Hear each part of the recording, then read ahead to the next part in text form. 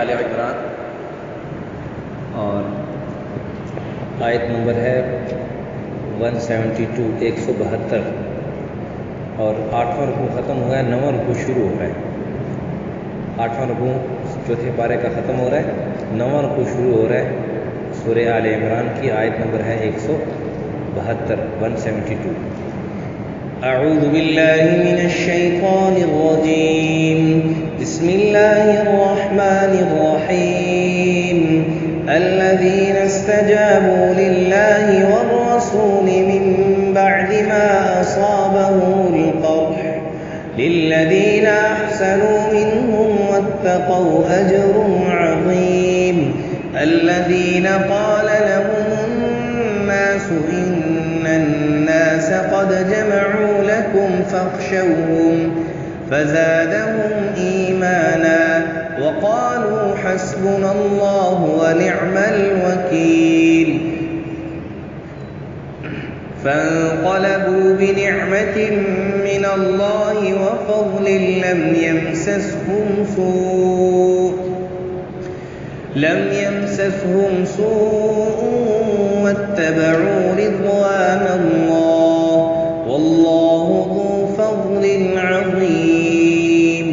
إنما ذلكم الشيطان يخوف أولياءه فلا تخافوهم وخافون إن كنتم مؤمنين۔ صدق الله العظيم۔ الذین استجابوا للہ والرسول، جن لوگوں نے حکم مانا اللہ کا اور اس کے رسول کا، من بعد ما اصابهم القرح، بعد اس کے کہ پہنچ چکے تھے ان کو زخم، للذین احسنوا منہم، جو ان میں سے نیک ہیں، واتقوا اور پرہیزگار ہیں، اجر عظیم، ان کے لیے بڑا اجر ہے، بڑا ثواب ہے۔ الذین قال لهم الناس، جن لوگوں کو کہا لوگوں نے، ان الناس، کہ بے شک لوگوں نے یعنی مکہ والوں نے، کافروں نے، قد جمعوا لکم، سامان تمہارے مقابلے کے لیے جمع کیا ہے، فخشوہم، سو تم ان سے ڈرو، فزادہم ایمانا، تو یہ بات سن کر ان ایمان والوں کے ایمان میں اور بھی اضافہ ہوا۔ وقالوا، وہ کہنے لگے، حسبنا اللہ ونعم الوکیل، کافی ہے ہم کو اللہ اور کیا خوب کارساز ہے۔ فانقلبوا بنعمت من اللہ، پھر چلے آئے مسلمان اللہ کے احسان اور فضل سے، لم یمسسہم سوء، کوئی کچھ نہ پہنچی ان کو برائی نہیں، واتبعوا رضوان اللہ، اور انہوں نے تابعداری کی اور تابع ہوئے اللہ کی مرضی کے، واللہ ذو فضل عظیم، اور اللہ تعالیٰ بڑے فضل والے ہیں۔ انما ذالکم الشیطان، یہ جو شیطان ہے یہ تو ڈراتا ہے اپنے اولیاء ہو، اپنے دوستوں کو، فلا تخافوہم، تو تم ان سے مت ڈرو، وخافونی، یعنی شیطان تم کو اپنے دوستوں کے ذریعے سے تمہیں ڈراتا ہے، یعنی کہ اپنے دوستوں کو شیطان ڈراتا ہے، یخوف اولیاءہ، ڈراتا ہے تم کو اپنے دوستوں سے، شیطان تم کو اپنے دوستوں سے یعنی کافروں سے ڈراتا ہے۔ فلا تخافون، تو تم کافروں سے مت ڈرو، وخافونی، اور مجھ سے ڈرو، ان کنتم مؤمنین، اگر تم ایمان رکھتے ہو۔ ان آیات کا مفہوم سمجھنے سے پہلے پس منظر ذہن میں ہو، پھر ان آیات کا مفہوم سمجھ میں آ جائے گا کہ ابو سفیان جب احد سے مکہ کو واپس گیا تو راستے میں اس کو خیال آیا کہ ہم نے بڑی غلطی کی کہ زخم زدہ مسلمانوں کو ہم چھوڑ کر واپس آ گئے، تو یعنی مدینہ یہ بات مشورہ کرنے لگے کہ پھر مدینہ چل کر مسلمانوں پر حملہ کیا جائے۔ آپ صلی اللہ علیہ وسلم کو اس کی خبر ہوئی تو آپ صلی اللہ علیہ وسلم نے اعلان فرما دیا کہ جو کل ہمارے ساتھ لڑائی میں حاضر تھے، آج دشمن کا تعاقب کرنے کے لیے پھر دوبارہ تیار ہو جائیں۔ یہ نہیں کہ نئے لوگ تیار ہوں، بلکہ وہی جو احد میں شریک تھے، زخموں سے چور تھے، وہی دوبارہ لڑائی کے لیے تیار ہو جائیں۔ جب ابو سفیان کے متعلق یعنی اس وقت وہ مسلمان نہیں ہوئے تھے، ان کے اس ارادے کے متعلق جب پتہ چلا نبی کریم صلی اللہ علیہ وسلم کو، تو مسلمان جو مجاہدین تھے صحابہ کرام، باوجود یہ کہ تازہ زخم کھائے ہوئے تھے، اللہ اس کے رسول کی پکار پر یہ نکل پڑے اور آپ صلی اللہ علیہ وسلم ان مجاہدین کی جو جماعت کو لے کر مقام حمراء الاسد تک پہنچے، اور جو مدینہ سے تقریباً 8 میل دور ہے۔ تو ابو سفیان کے دل میں یہ سن کر کہ مسلمانوں کو پتہ چل گیا تھا، تو تو مسلمان اس کے تعاقب کے لیے جا رہے تھے. تو ابو سفیان اور گھبرا گئے اس وقت کہ ہم تو چاہ رہے تھے کہ ہم مدینہ جا کر واپس ان کی جو ہے نا وہ قصہ تمام کریں. تو یہ تو چونکہ احد جو ہے یہ مقام مدینہ منورہ میں ہے، مدینہ منورہ میں ہے، اور مدینہ سے 8 میل دور باہر نکل کر حمراء الاسد جگہ کی نام ہے، وہاں تک پہنچ گئے تھے مسلمان. تو ابو سفیان کو پتہ چلا تو اس نے ارادہ تمام کر دیا کہ بھئی یہ تو اس وقت وہ مسلمان نہیں ہوئے تھے رضی اللہ تعالیٰ عنہ. تو انہوں نے ارادہ تمام ختم کر دیا کہ بھئی نہیں ہم حملہ نہیں کرتے، کیونکہ جو کافر ہوتا ہے اس کے دل کے اندر اللہ کا خوف نہیں ہوتا. تو جب اللہ کا خوف نہیں ہوتا تو جب تک وہ ایمان نہیں لے آتا اس وقت تک اس کے دل کے اندر اور بہت سارے خوف جمع ہوتے ہیں. بہرحال سخت روک طاری ہوا، انہوں نے دوبارہ حملے کا ارادہ فسخ کر کے مکہ کی طرف ہی بھاگا. راستے میں ان کو عبد القیس کا ایک تجارتی قافلہ مدینے سے جو ہے نا وہ جاتے ہوئے نظر آیا. تو اس نے اس کو کہا کہ ابو سفیان نے ان کو کچھ پیسے شیسے دیے اور کہا کہ مدینہ منورہ میں جا کر یہ مشہور کر دو کہ بھئی مکہ والے تمہارے لیے جو ہے نا وہ تمہارے تعاقب کے لیے بہت سارا مال جمع کر دیں، بہت سارے جو ہے نا تمہارے لیے پیسے جمع کر کے بہت سارا تمہارے مقابلے کے لیے ساز و سامان جمع کیا ہوا ہے اور تمہارے جو ہے نا وہ مقابلے کے لیے آ رہا ہے. تو جب یہ بات سنی تو باوجود یہ کہ اس زخموں سے چور تھے مسلمان، تو بظاہر تو یہ ہوتا کہ بھئی اس سے وہ ڈر جاتے شاید، تو ان کا ایمان میں اور تازگی ہوگی اور ان کا جوش بڑھا، ایمانی جوش بڑھا. انہوں نے کہا کہ حسبنا اللہ و نعم الوکیل، ہمارے لیے اللہ کافی ہے، وہ بہترین کارساز ہے، اور ہم اس ساری کی ساری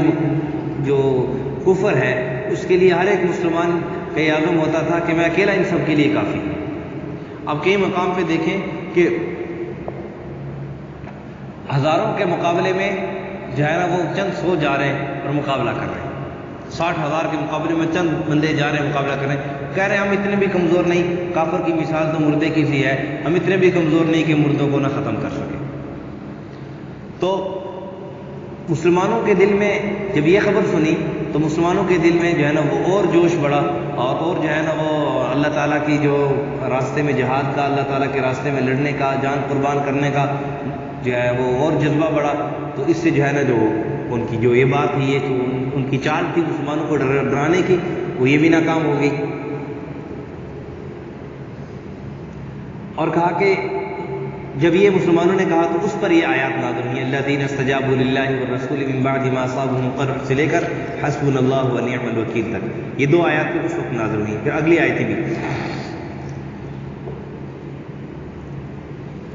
اور ایک روایت میں یوں آتا ہے، ایک روایت یہ آتا ہے کہ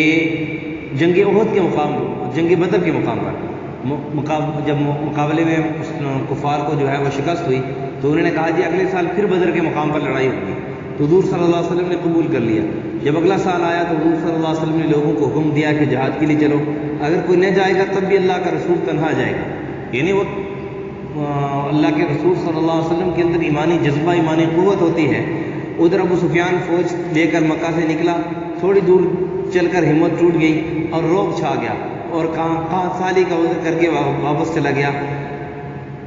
اور کہا کہ ہم واپس جا رہے ہیں، مگر ایسی صورت، یعنی اس نے چاہا کہ ابھی ہم واپس بھی چلے جائیں، ایسی صورت کوئی بنا دو کہ ہم واپس بھی چلا جائیں اور ہماری جو ہے نا وہ ذلت بھی نہ ہو. تو انہوں نے کہا جی نہیں، اس سال تو 61 سالی ہے، اس لیے ہم جنگ نہیں کرتے، واپس چلے جاتے ہیں. تو بعض روایت میں یہ ہے کہ چونکہ مسلمان تو نبی اکرم صلی اللہ علیہ وسلم کے ساتھ نکل چکے تھے مقابلے کے لیے،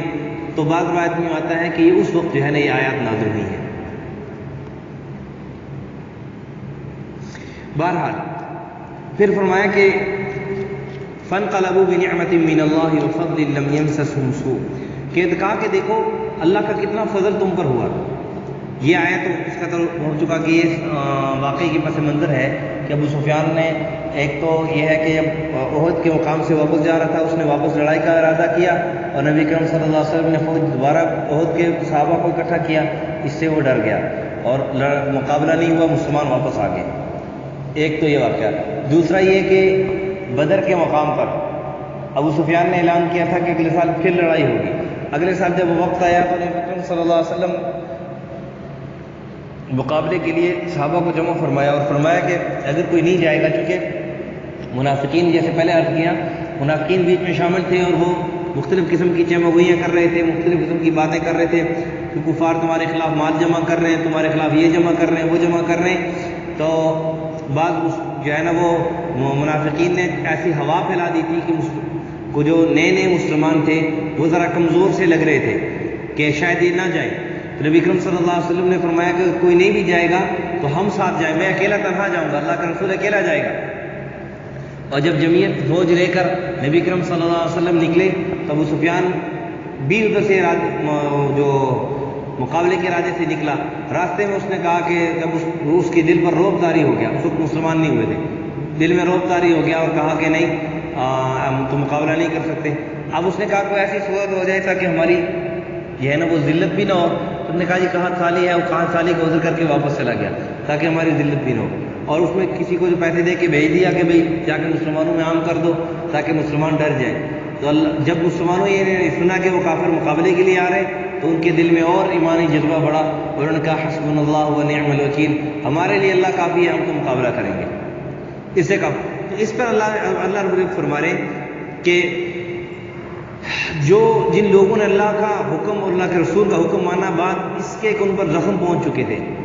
اس بات سے یہ بات یعنی دونوں واقعے کی طرف اشارہ ہو سکتا ہے. اور زیادہ یہی بات صحیح معلوم ہوتی ہے کہ جو پہلا واقعہ ابو سفیان رضی اللہ تعالیٰ عنہ کا تھا، جو بعد میں مسلمان ہو گئے تھے، کہ انہوں نے جو دوبارہ مقابلے کے لیے ارادہ چاہا، مسلمان نبی کرم صلی اللہ علیہ وسلم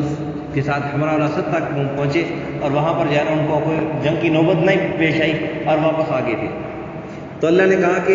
یہ جو اوپر کل کی آیت میں تھا نا، یستبشرون بنعمت من اللہ وفضل وان اللہ لا یضیع اجر المؤمنین، ایمان والوں کا اجر اللہ ضائع نہیں کرتا. آگے ایمان والوں کی تفسیر بیان کی جا رہی کہ ایمان والے ایسے ہمت والے ہوتے ہیں کہ باوجود اس کے آج مسلمان کے سر میں ذرا سا سر کا درد ہو جائے تو کہتا ہے جی نماز نہیں پڑھی جاتی کیونکہ میرے سر میں درد ہے. صحابہ کرام زخموں سے چور ہیں، لیکن اللہ کے رسول صلی اللہ علیہ وسلم کا حکم آیا، اللہ کا حکم آیا، اس پر فوراً لبیک کہنے کے لیے تیار ہو گئے اور اپنے زخموں کی پرواہ نہیں کی، اپنی جان کی پرواہ نہیں کی. یہ مسلمان کا شیوا ہے کہ جب دین کی بات آتی ہے، اللہ اس کے رسول کا حکم آتا ہے، اللہ کی بات آتی ہے، اللہ کے رسول صلی اللہ علیہ وسلم کی بات آتی ہے، ان کا حکم آتا ہے، اللہ کا حکم پورا کرنے کا موقع آتا ہے، اللہ کے رسول صلی اللہ علیہ وسلم کا طریقہ پورا کرنے کا موقع آتا ہے، اس میں پھر اپنی جان کی پرواہ نہیں کرتے. ایمان والے پھر اللہ کے حکم کو پورا کرتے ہیں، اللہ کے حکم کی ان کو پرواہ ہوتی ہے، اللہ کے رسول صلی اللہ علیہ وسلم کے طریقے کو ان کی پرواہ ہوتی ہے. کہ احد کے مقام پر صحابہ کرام زخموں سے چور تھے. اب واقعہ پورا آپ نے سنا کہ چند صحابہ کرام کی اجتہادی غلطی کی وجہ سے وہ دوبارہ واپس لوٹ کر آئے اور سخت ترین حملہ ہوا، اتنا سخت ترین حملہ ہوا کہ نبی کرم صلی اللہ علیہ وسلم کے مبارک دندان بھی شہید ہو گئے. لیکن اور بھی بہت سارے زخم آئے نبی کرم صلی اللہ علیہ وسلم، لیکن اس کے باوجود جب اللہ کا حکم آیا، اللہ کے رسول صلی اللہ علیہ وسلم کا حکم آیا تو فوراً تیار ہو گئے. تو اللہ نے کہا للذین احسنوا منہم، وہ لوگ جو نیک ہیں، جنہوں نے احسان کیا اور واتقوا اور پرہیزگار ہیں، کہ اللہ کا حکم مان لینا یہی اصل پرہیزگاری ہے، یہی اصل نیکی کا کام ہے. اللہ کے رسول صلی اللہ علیہ وسلم کے طریقے پر چلنا یہی اصل پرہیزگاری ہے، یہی اصل نیکی کا کام ہے. تو اللہ نے کہا کہ ان کے لیے بڑا اجر ہے. اور کہا کہ ان کو لوگوں نے کہا، جو انہوں نے ابو سفیان نے پیسے دے کے جو ہے نا وہ عبد القیس نامی آدمی کے قافلے کو پیسے دے کے بھیجا کہ مسلمانوں کو جا کے مشہور کر دو یہ تمہارے خلاف مال جمع کیا ہوا ہے.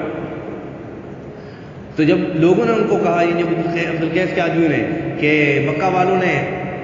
کافروں نے تمہارے خلاف جو ہے نا تمہارے مقابلے کے لیے مال جمع کیا ہوا ہے تو تم ان سے ڈرو. تو اللہ تعالیٰ نے کہا کہ دیکھو تمہارے دلوں کے اندر اور اضافہ ہو گیا، فزادہم ایمانا، بظاہر تو یہ نظر آتا ہے کہ وہ ڈرتے لیکن ڈرے نہیں. مسلمان ایمان والا یہ کبھی ڈرتا نہیں ہے، خوف اللہ کے سوا اس کے دل میں کبھی نہیں آتا، اس کے دل کے اندر صرف اور صرف اللہ کا خوف ہوتا ہے. مسلمان، اب ہمارا پاکوئی سے تعلق ہے، ہمارے ہر ایک جوان کے دل میں کسی غیر قوت کا کوئی خوف نہیں ہونا چاہیے.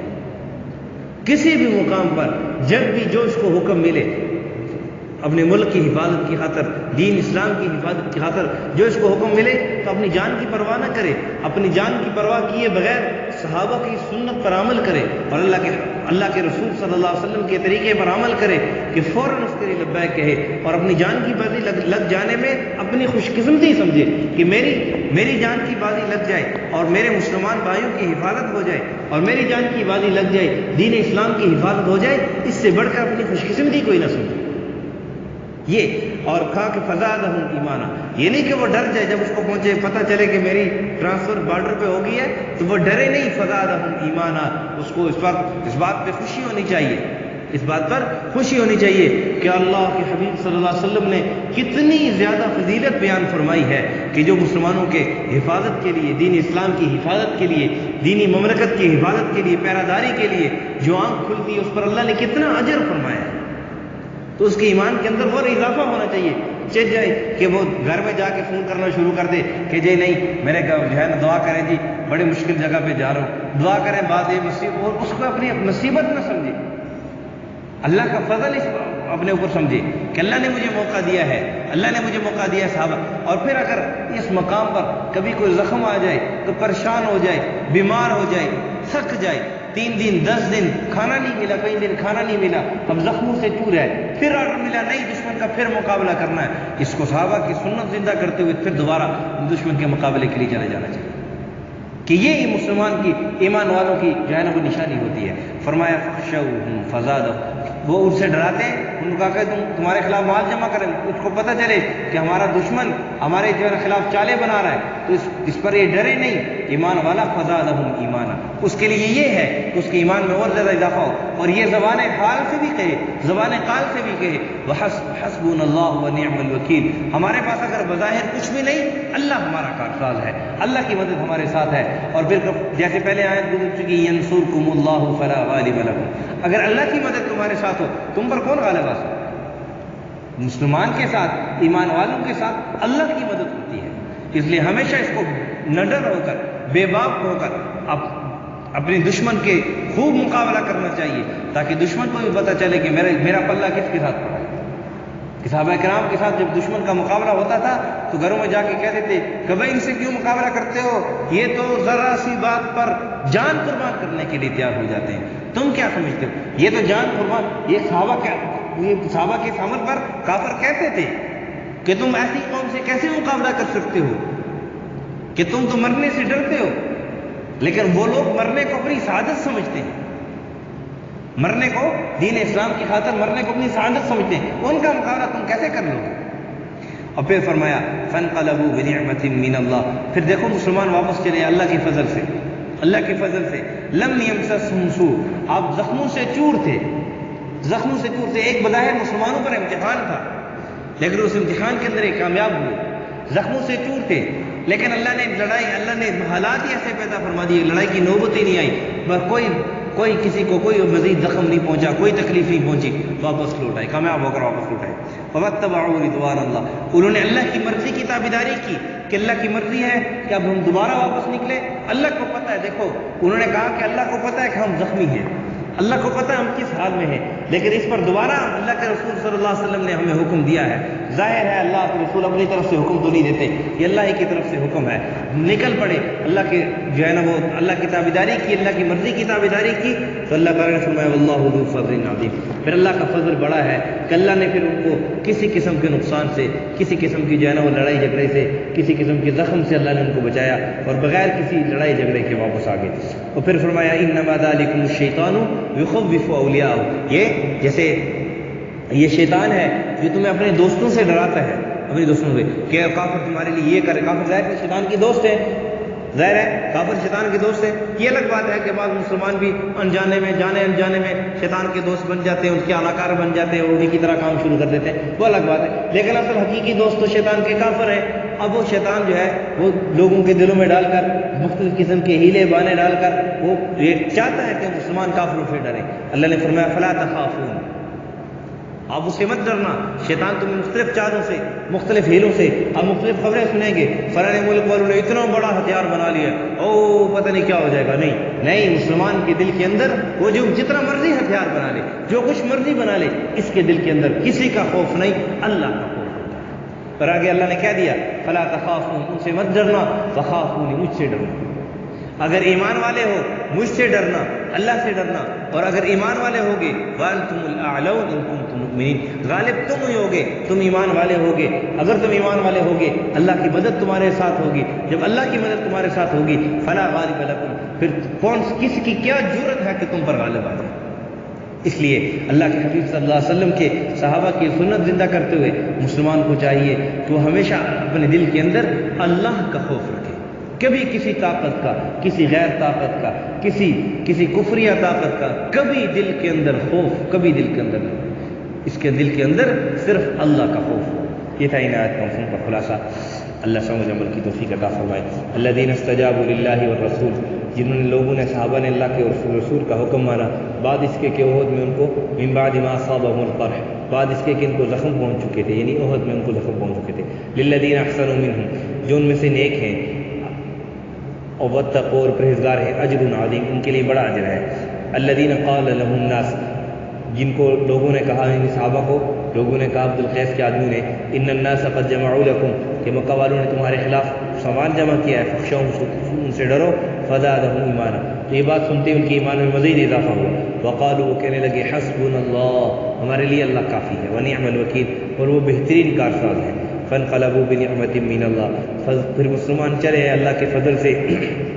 اور اللہ کے احسان سے، لم یمسسہم سوء، ان کو کچھ برائی نہ پہنچی، واتبعوا رضوان اللہ، اور انہوں نے اللہ کی مرضی کی تابعداری کی، واللہ ذو فضل عظیم، اللہ کا فضل بڑا ہے، اللہ بڑے فضل والا ہے۔ انما ذلکم الشیطان یخوف اولیاءہ، یہ جو شیطان ہے نا یہ تمہیں اپنے دوستوں سے ڈراتا ہے۔ فلا تخافوا، اللہ کہتے ہیں تم اس کے شیطان کے دوستوں سے مت ڈرنا، وخافونی، اور صرف مجھ سے ڈرنا۔